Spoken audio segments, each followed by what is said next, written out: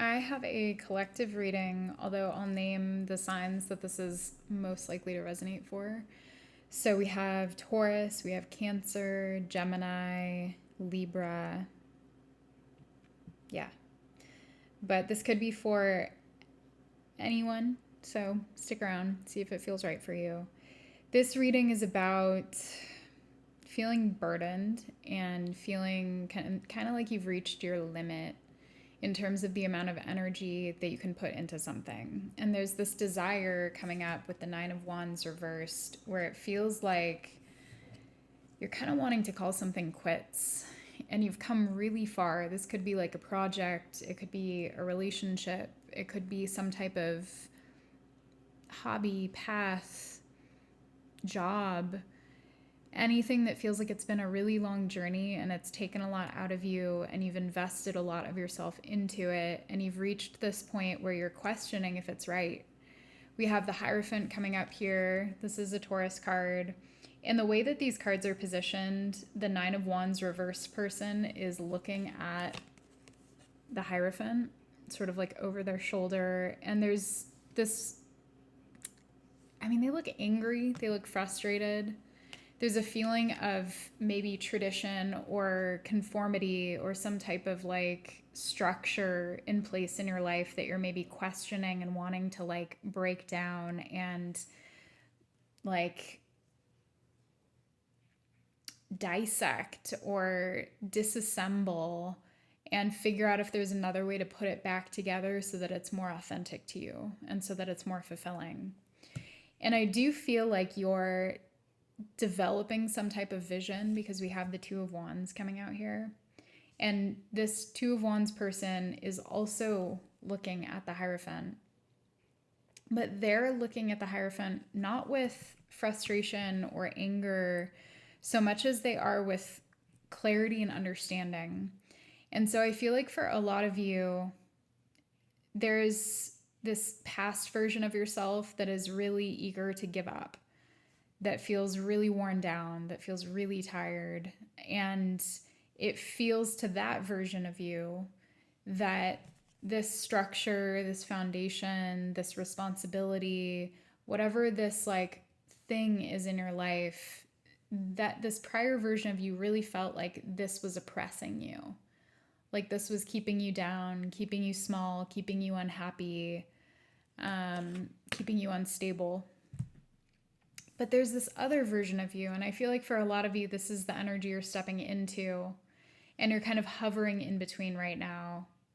But this energy right here, this Two of Wands person, looks back at the challenges that they've been through.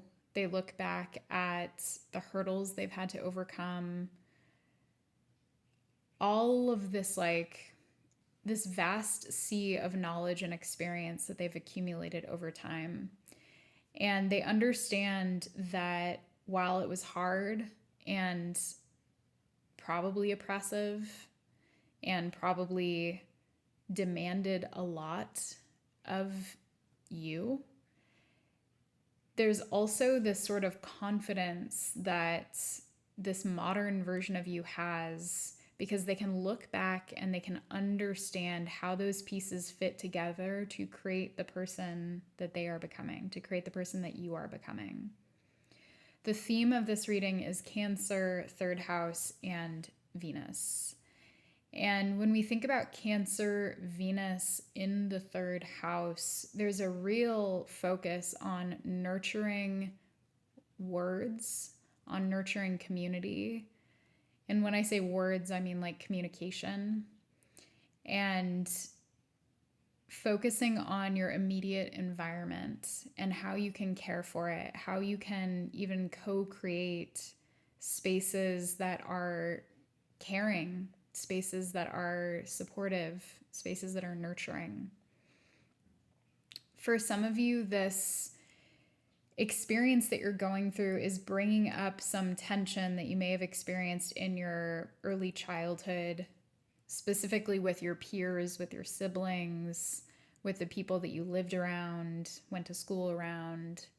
It feels like there's this cumulative sort of exhaustion that's bubbled up within you, And maybe for a lot of you, you've been working from a very young age and haven't really been able to relax for like your entire life.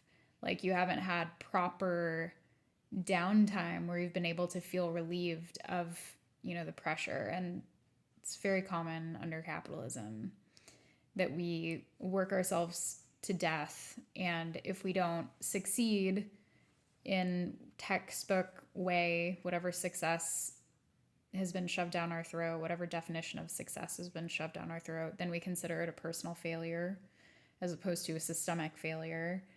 And round and round we go, trying to prove ourselves, trying to become better so that we can do better, so that we can get that sort of like gold medal of capitalist approval.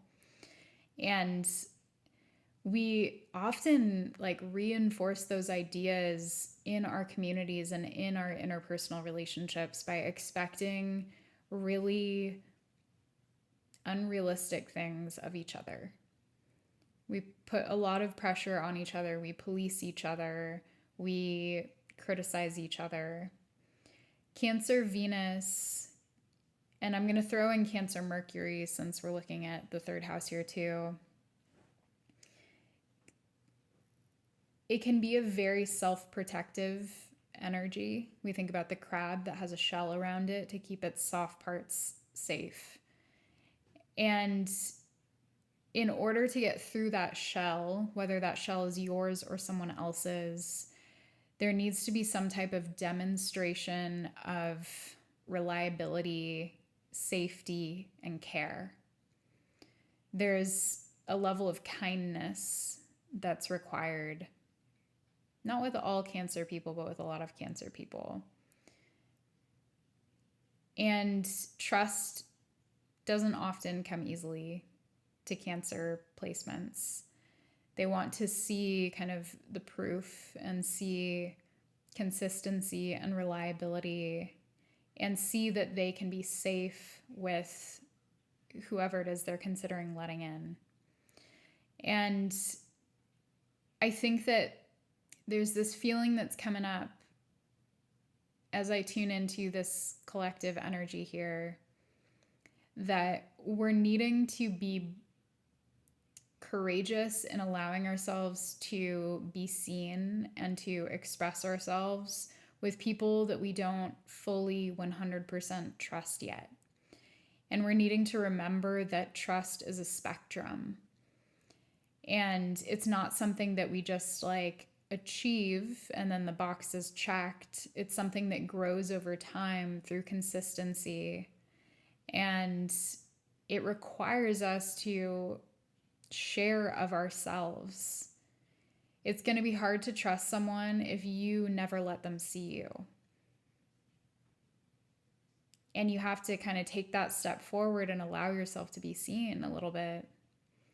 And then maybe the way that they respond to that is like a green flag, or maybe it's a red flag, and you decide that relationship is not worth pursuing.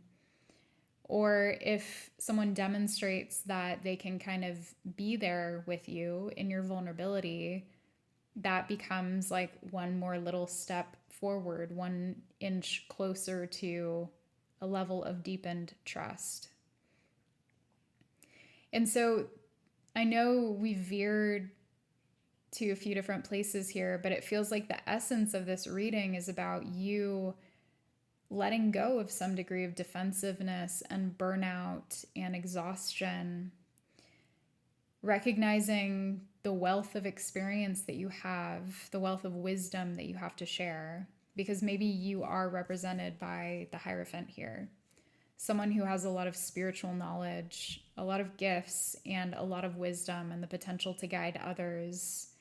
And now that you're understanding that and you're seeing just how much you've been through, you have this moment where you can visualize what's ahead and you can make thoughtful choices to further your life in that direction.